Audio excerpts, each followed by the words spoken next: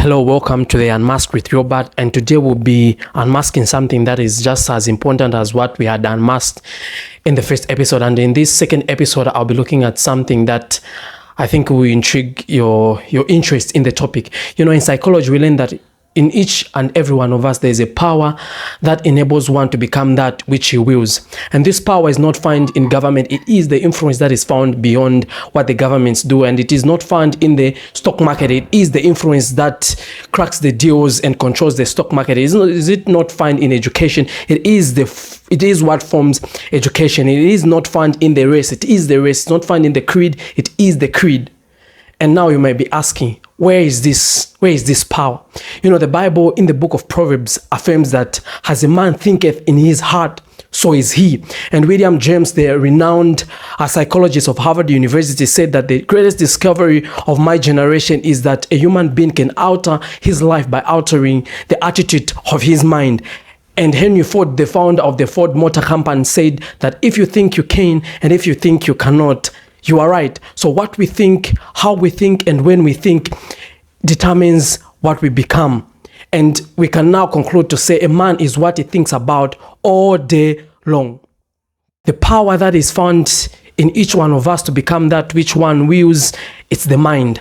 That's why it's not always the man who struggles the hardest who goes ahead in this life, but a man who thinks smart and the man whose intellect is directed towards making a meaningful and progressive contribution towards the human race, and not the human who is always caught up in the whim of self-doubt, of fear, of weakness, and of thought of destitute.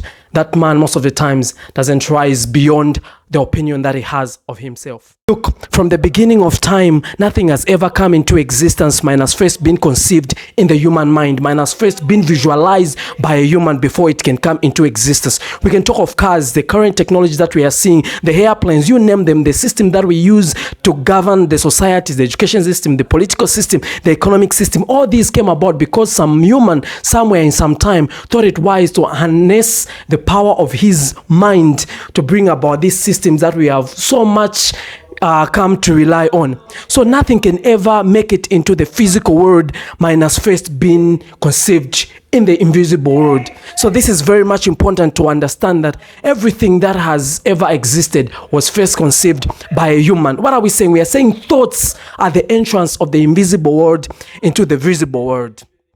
Look, this is how the world works.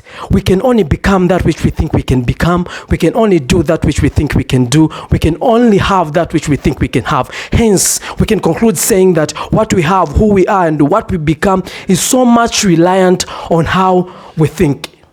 If our thinking is not right, our living cannot be any better. So every time that we embark on doing something, our thoughts that we have prior to taking action in that thing is the thing that creates the template through which all the results come about. So we have to take advantage of this thinking process to dominate in every situation that we find ourselves in. More often than not, it's not the problem that has to be fixed, but our thinking process that has to be fixed. Because time and again, solutions are always there, but we cannot capture the solution because our thinking is not right. The man thinketh, so is he. That's the power of the mind. What you think, you can never rise beyond the opinion that you have of yourself. That's very much important to understand.